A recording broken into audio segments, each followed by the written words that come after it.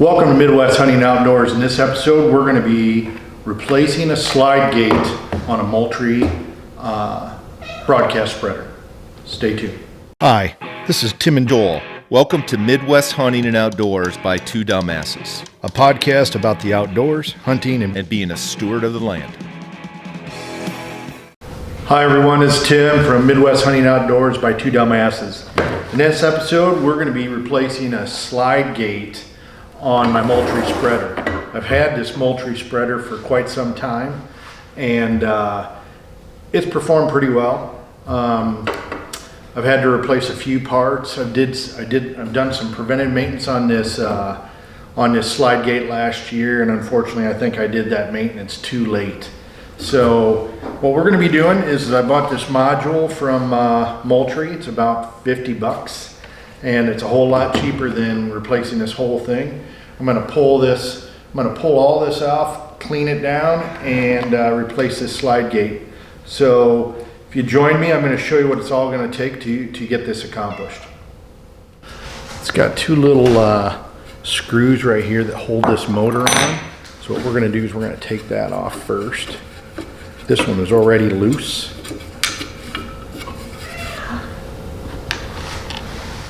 These are 11/32 nuts.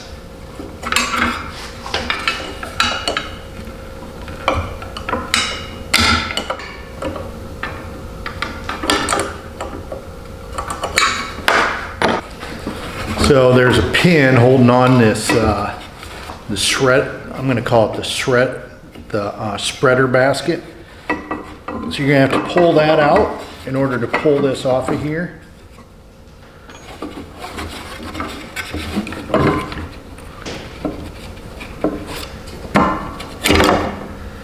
Right here.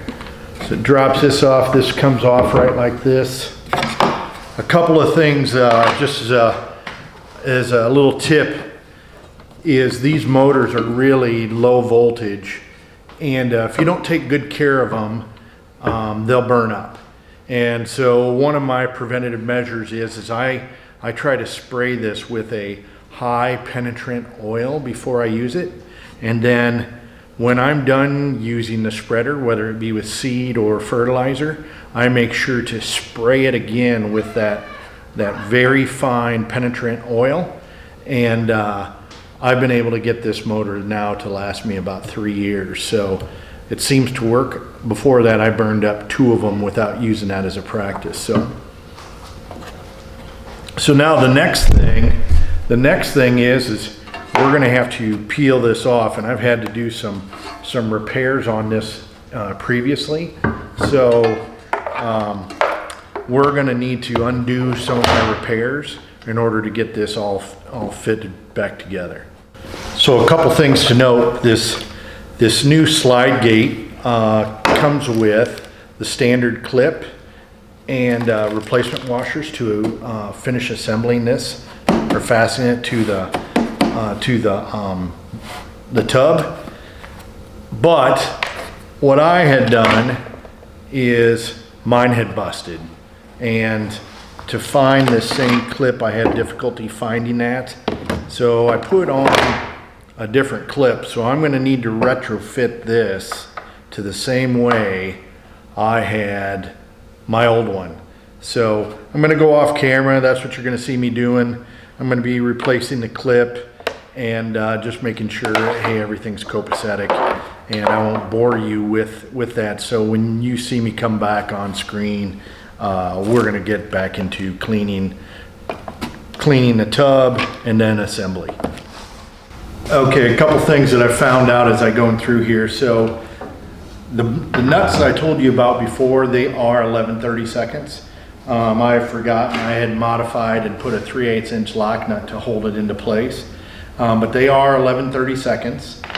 Also, on the slide gate I had on here, so I've used, as I mentioned earlier, I've used seed plus fertilizer on this, and these screws are pretty well shot. So I ended up having to peel this off and break it off in order to get access to it. The next thing I'm doing is I'm taking off this back plate. It takes two There's 2 screws right here on the back side. That I had to take off. So I've got those off. What I'm gonna do when I replace all these, I'm gonna replace all of the hardware from a nuts and bolts perspective to stainless. And so we won't have this problem again. But I just want to give you a quick update as I peel through this. So these 2 screws are what holds that slide gate on. And I had a dickens of a time. If you see those, they're completely corroded, and I could not get them off. I sprayed some loosener on it and some penetrant oil, and to no avail. So I then tried cutting it off with a hacksaw, and I started to damage the plastic tubs. So I decided that what I would do is hammer and push it all the way through, and that's what I did. And I will then fasten it with washers, and I think I'm going to be okay. So that's what I had to do. Wasn't the most ideal situation, but that was what the options I had. So I had some issues right here on this spreader, to where the screws that were in here, they were regular, just old nickel plated screws, had corroded so much that I couldn't get them out. So basically what I did is I just basically pressed them through this hole, and now what I'm going to do is I'll fasten them with a washer. And so what I did is I went to the hardware store and got some stainless screws. Hopefully that's going to hold up a lot better. The next piece we've got to do is, with the slide gate, there are 2 screws right here that I've already removed that you have to pull out. And so then we'll slide this gate out. Another key thing to remember is, what's the timing? So this slide gate's all the way closed, so we're going to want to make sure that it's closed all the way from a timing perspective when we go to reassemble. And then the other thing is, I like to put just a little bit of light grease on my spin wheel because it does not come greased, and just to add a little bit of lubricant. And I've done that with my old slide gate so that I didn't have any issues. And this is sealed up pretty well to where we don't get a lot of dirt and dust and grime in here. So that's just a heads up. And so then lastly, we have these 2 holes, which is where this slide gate's going to fasten. And but you have to remove all of this to get access to that. All right, so I've got this now all assembled. I put this back, the slide gates back in proper timing position. There's one little thing I wanted to point out to you, just as a heads up. When you're refastening this, and I almost did it, but I didn't, is don't get overly aggressive in trying to fasten this to your tank. This is just a really thin plastic, and if you were to go through and really try to sink it down, you're going to bust your slide gate, and you'll end up having to make a modification on a brand new item. So just heads up on that. I did put a couple of washers on the inside. It's helpful to have a second person just to hold this, because it's a long span within which to reach, but we were able to get her done.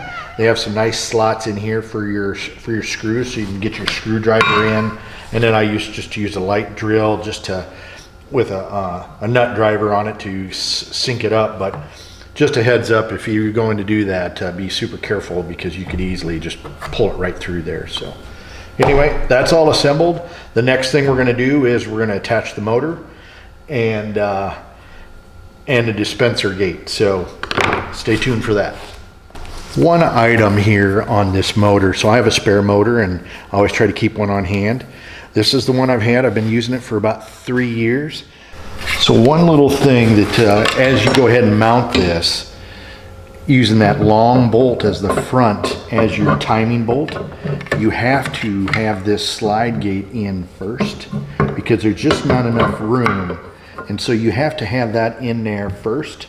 And then once I get that in there, what I do is I move that up. I don't even fasten it yet. So it gives me just a little extra room to put my nuts on here. So just a heads up on there, you have to have this on your shaft because there's not enough clearance. All right, so I've got these nuts sink down. The next thing I'll do is I'll take this little cotter pin, get this wheel lined up, and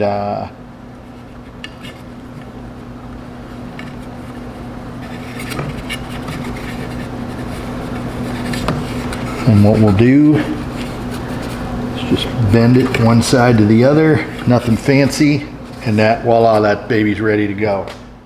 Well, this concludes our video. Hopefully this was helpful. I tried to keep this as concise as I could. A couple other little more tips is last thing we're going to do is we'll get these all strapped onto the framework for this spreader, and then we'll be ready to go. The other thing that I'm going to do is I'm going to keep, so while this unit doesn't work, it is basically put together with components. And as I mentioned earlier, this plate here is pretty thin, so if it were to bust, what I'm going to do is I'm going to tear this apart and I'm going to get rid of everything that doesn't work. But I'll keep these plates and get them all cleaned up, so if I have to, for some reason, have to replace a plate, I have it, and I'll just put these in a little box lump that I have for my spreader, and then they're available if I need them. I talked about that penetrant oil. Again, this is what I use. I use a lot of this. It's really a thin oil, and it works really slick on items like this. So if you like this video, give us a like, or if you really like the stuff we're doing, give us a subscribe. It really helps us. But until next time, be safe, have fun, and get outdoors. Desperado, sitting in a old Monte Carlo, a man inside his hollow.